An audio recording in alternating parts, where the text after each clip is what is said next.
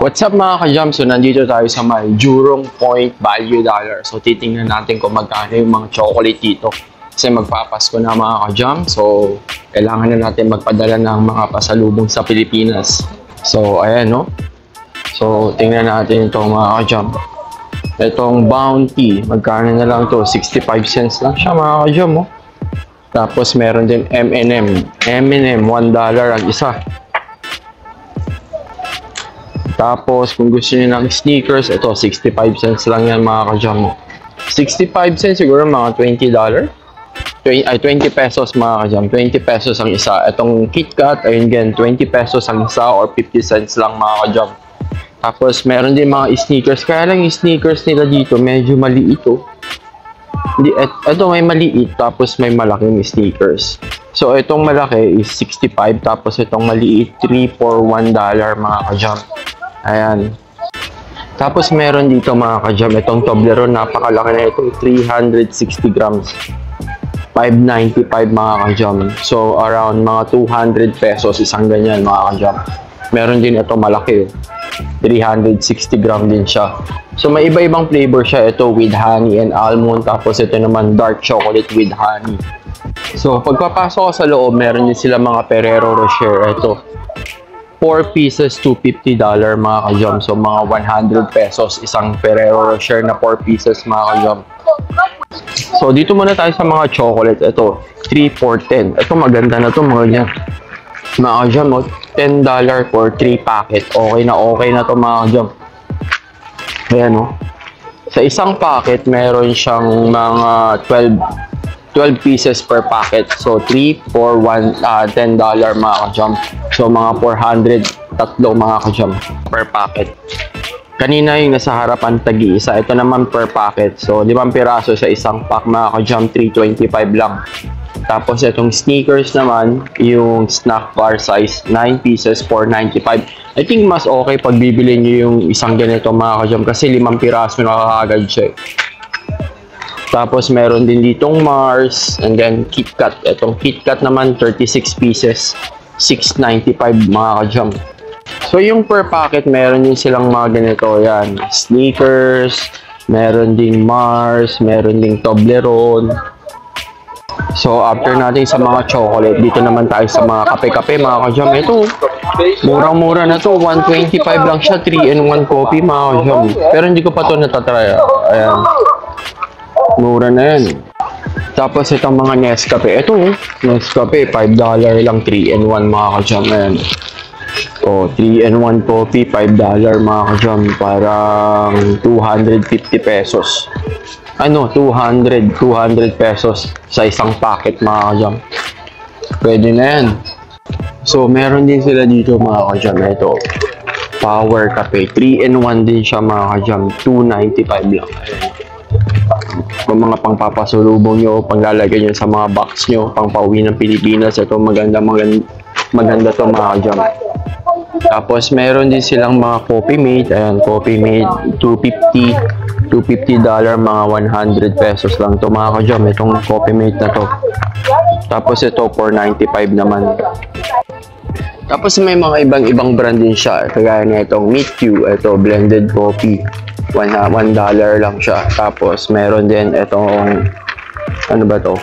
Itong coffee mix 3-in-1 din siya. $3.95. So depende yan mga ka-jam. Ang pinakamahal na nakita ko is yung Nescafe. Pero ito, laki na ito mga ka-jam. $8.95 lang siya. Ilang piraso to? 50 piraso isa sa isang packet niya ito. $8.95.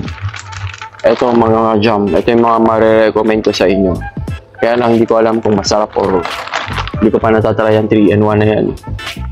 Ito rin mga ka-jam, isa rin itong magandang panglagay nyo sa mga box nyo, mga sabon-sabon. Mga bigay nyo sa mga marites nyong kapitbahay mga ka-jam. $2, $1. Itong Lux $2 to mga ka-jam. Tapos meron din Dettol, Parrot, ayan. Tapos ito yung pinakamura, itong Dettol. Oh, $1 lang siya. Tamang-tama yung mga pangpasikip sa mga box nyo mga ka-jam.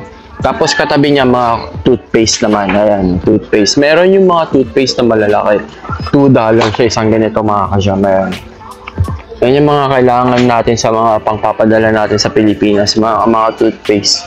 Yung mga yung mga mababahong hiningan yung mga kapitbahay, ito pamigay nyo mga ka-jam. Either yung sabon or itong toothpaste. Napakamura lang yan, $2 lang yan mga ka-jam. Tapos ito rin mga ka-jam, isama nyo rin to mga decanter nyo na yan, mga cookies. Magkano lang yan, $1 lang yan, no? Okay. Hindi na magagalit yung kapitbahay nyo kung pabibigyan nyo sila ng ganito nga kayo, $1 lang. Masaya na yung mga yan. Tapos ito, $2 naman, parang champola sa atin, no? Wafer rolls.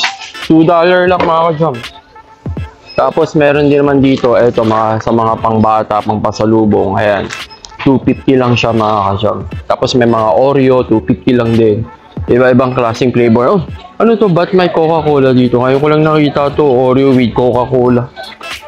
Limited edition lang mga ka-jam, $250 lang siya.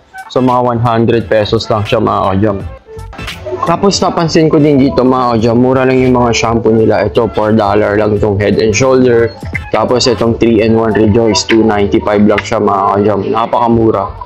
Tapos itong Pantene, $3.95. May Palmolive. Ito yung mga pinakamura mga ka-jam. Itong Palmolive, $2 lang siya mga ka-jam. Tapos ayun yung Head and Shoulder, yung pinakamahal, $5.95. Medyo malaki kasi to. Yan.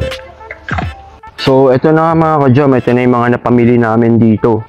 So kasi kami, magpapadala kami sa Pilipinas. Pero maliit lang yung box na namin, hindi naman ganun kalakihan. So ayun na, magbabayo din tayo. Medyo marami tao.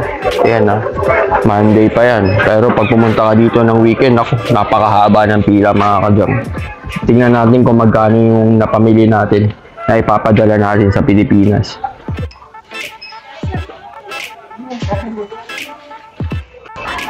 So kita nyo mga ka-jam, grabe ilan yung nabili namin. $100 lang lahat yan. Ayan, ang dami na namin napamili. May toothpaste, chocolate. Papamigay lang namin ito sa Pilipinas mga ka-jam.